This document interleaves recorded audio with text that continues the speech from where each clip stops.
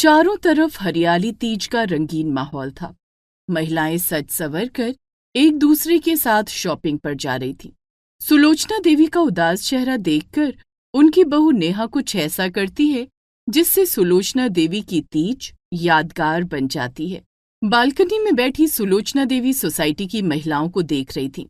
आज सोसाइटी में हरियाली तीज को लेकर तैयारियां चल रही हैं। महिलाएं दुल्हन की तरह सज कर नाच रही हैं, झूला झूल रही हैं। पिछले साल इस दिन रमेश के पापा मेरे लिए कांजीवरम की साड़ी लेकर आए थे। मैं और नेहा दोनों सास बहू ने मिलकर रैंप वॉक किया था। हमें पहला पुरस्कार मिला था, लेकिन अब सब खत्म हो गया। अब मैं कभी तीज नहीं मना पाऊंगी। ये सब सोचकर सुलोचना की आंखों से आंसू बहने लगते हैं। दरअसल करीब 6 महीने पहले सुलोचना देवी के पति जगत की हार्ट अटैक से मौत हो गई थी। पति की मौत के बाद सुलोचना देवी हरियाली तीज पर वो सब नहीं कर सकती थी जो सुहागन महिलाएं करती हैं। उनकी बहू नेहा भी तैयार होकर शॉपिंग पर जाने की तैयारी कर रही थी। वो फोन पर अपनी किसी सहेली से बात कर रही होती है। हेलो रचना, तू तैयार है ना? हमें 5 बजे शॉपिंग पर निकलना है। हाँ नेहा, मैं तैयार हूँ। तू नीचे लॉबी में आ जा, मैं वहीं आ रही हूँ। नेहा अपने कमरे से बाहर आती है और बालकनी में बैठी सुलोचना देवी के पास जाती है। वो देखती है कि सुलोचना अपनी साड़ी के आंचल से अपने आंसू पोंछ रही थी। माँ जी, क्या बात है? आपकी आंखों में आंसू? नहीं बहू, अब ये आंसू नहीं है। लगता है आंखों में कंकड़ चला गया है। माँ जी, आप मुझसे झूठ बोल रही हैं। मैं जानती हूँ कि आपकी आंखें कंकड़ जाने से नहीं बल्कि पिताजी की याद में नम हुई हैं। तू तो जानती है बहू कि हरियाली तीज पर मुझे सजने संवरने का कितना शौक था। तेरे पिताजी हर साल हरियाली तीज के मौके पर मुझे कोई न कोई उपहार जरूर देते थे। उनके जाने के बाद ये मेरी पहली हरियाली तीज है। इस बार न कोई उपहार मिलेगा, न कोई सरप्राइज। मुझे सब पता है माँ जी। मैं पिताजी की जगह तो नहीं ले सकती, लेकिन वादा करती हूँ कि आपको कभी अकेला महसूस नहीं होने दूंगी। चलिए मेरे साथ। कहाँ? मैं और रचना शॉपिंग पर जा रहे हैं। लौटते वक्त हम मेहंदी लगवाएंगे। आप हमारे साथ चलिए।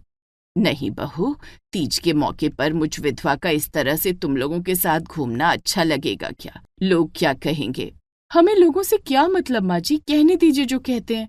चलिए तैयार हो जाइए। नहीं बहू, तुम अपनी सहेली के साथ चली जाओ। नहीं माँ जी, अब आपको हमारे साथ चलना ही होगा।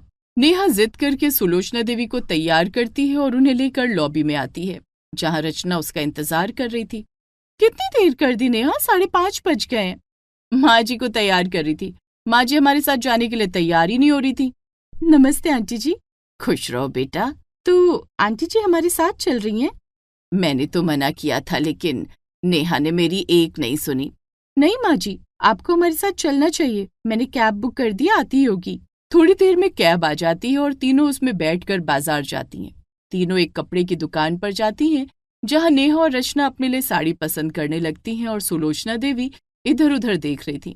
तभी रचना धीरे से नेहा के कान में कहती है, नेहा, तू अपनी विधवा सास को हमारे साथ क्यों ले आई? अभी तेरे ससुर को गुजरे 1 साल भी नहीं हुआ है।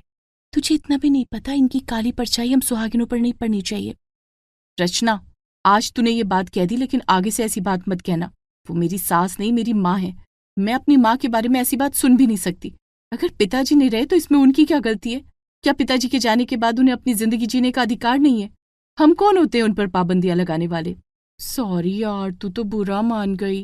सुलोचना देवी ये सब सुन रही थी। नेहा बहू, तुम दोनों शॉपिंग करो, मैं बाहर तुम लोगों का इंतजार करती हूँ। नहीं माँ जी, आप बाहर नहीं जाएंगी। अभी तो आपको मेरे लिए साड़ी पसंद करनी है। इस बार मैं आपकी पसंद की साड़ी पहनूंगी। माँ जी, वो हरी वाली साड़ी कैसी रहेगी? वो तो बहुत सुंदर साड़ी है, लेकिन थोड़ी महंगी लग रही है। माँ जी, मैं पिछले 1 साल से इसीलिए पैसे जोड़ रही हूँ कि हरियाली तीज पर आपके पसंद की साड़ी पहन सकूं। नेहा दुकानदार से कहती है कि वो हरी वाली साड़ी पैक कर दे। दुकानदार साड़ी पैक कर देता है। रचना भी अपने लिए सुनहरे रंग की साड़ी खरीदती है, जिसके बाद दोनों मेहंदी लगवाने के लिए ब्यूटी पार्लर जाती हैं।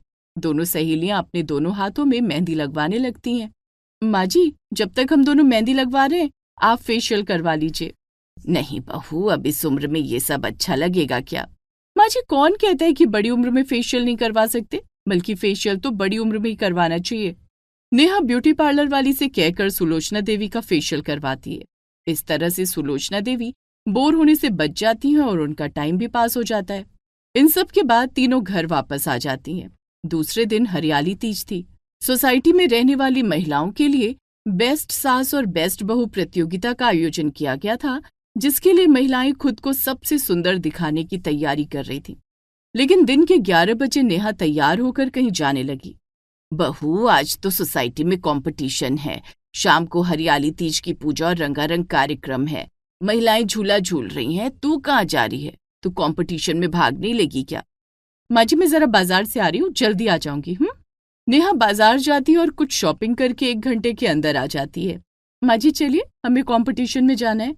मैं नहीं बहू, मैं कहीं नहीं जाऊंगी। माँ जी, आप तो जानती हैं कि सोसाइटी में बेस्ट सास बहू की जोड़ी की प्रतियोगिता है। अगर आप नहीं गई तो मैं उस प्रतियोगिता में कैसे भाग लूंगी? लेकिन बहू। लेकिन वेकिन कुछ नहीं माँ जी, ये साड़ी पहन लीजिए। बहू, ये हरी वाली साड़ी तो तूने अपने लिए ली थी ना? माँ जी, मैं हर साल हरियाली तीज पर हरे रंग की साड़ी पहनती हूँ। इस बार मैं आपकी कोई साड़ी पहनूंगी। लेकिन बहू, मैं ठहरी एक विधवा, मेरी साड़ी तू कैसे पहन सकती है? क्यों नहीं पहन सकती? जब आपका बेटा मेरा पति है, आपका घर मेरा घर है, तो आपकी साड़ी पहनने में क्या दिक्कत है? अब चलिए जल्दी से अपनी लाल रंग वाली साड़ी दीजिए जो आपने पिछली तीज पर पहनी थी। सुलोचना अपनी अलमारी खोलकर नेहा को अपनी साड़ी देती है, जिसके बाद दोनों सास बहू कपड़े पहनकर तैयार हो जाती हैं। एक बार फिर सोच ले बहू, सभी सुहागन औरतों के बीच में मुझ विधवा का जाना अच्छा लगेगा क्या? अच्छा तो नहीं लगेगा माँ जी। अगर आप ये सोने का सेट पहनकर जाएंगी तब जरूर अच्छा लगेगा। और नेहा सुलोचना के हाथ में ज्वेलरी का एक डिब्बा देती है। ये क्या है बहू? आपके लिए सरप्राइज गिफ्ट।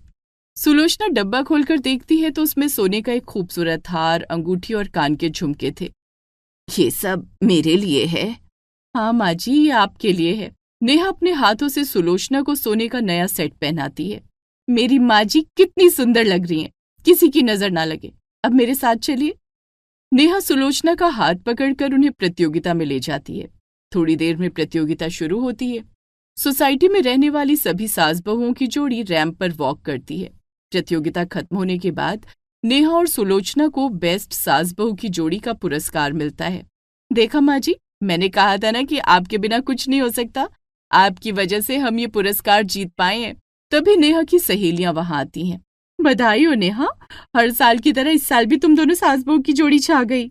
नेहा, तुझे नहीं लगता कि तेरे ससुर को मरे हुए 1 साल भी नहीं हुए हैं? ऐसे में तेरी सास को घर में ही रहना चाहिए। कम से कम आज के दिन तो हम सुहागिनों पर अपनी काली परछाई ना डालती। विशाखा, मेरी सास की परछाई काली नहीं है, लेकिन तेरा दिल जरूर काला है। तू एक महिला होकर दूसरी महिला का दुख दर्द नहीं समझ सकती तो तेरा महिला होना बेकार है। बेकार है ये सब तीज त्योहार।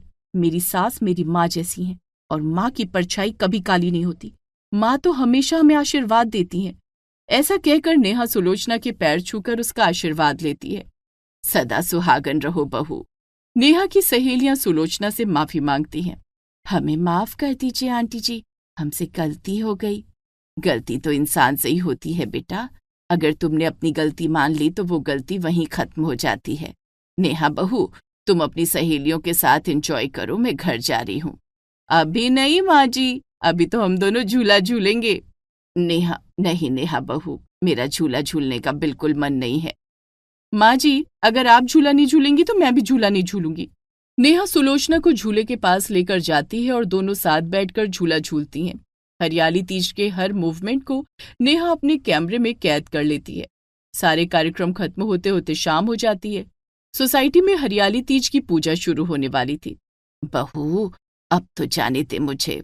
नहीं माँ जी, मैंने वादा किया था कि आपको अकेला नहीं छोड़ूंगी। आप मेरे साथ बैठकर तीज की कथा तो सुन ही सकती हैं। सुलोचना को अपनी बहू की बात माननी पड़ती है। पंडित जी तीज की कथा शुरू करते हैं। सभी महिलाएं कथा सुनने लगती हैं। नेहा सुलोचना के कंधे पर सर रखकर कथा सुनने लगती है। सुलोचना देवी प्यार से उसके सर पर हाथ फेरने लगती हैं। इस तरह से नेहा ने अपनी विधवा सास सुलोचना देवी के हरियाली तीज को यादगार बना दिया। पति के ना होने के बाद भी उन्हें उनकी कमी नहीं खलने दी। पूजा खत्म होने के बाद दोनों घर वापस आ जाती हैं। सुलोचना नेहा को गले से लगा लेती है।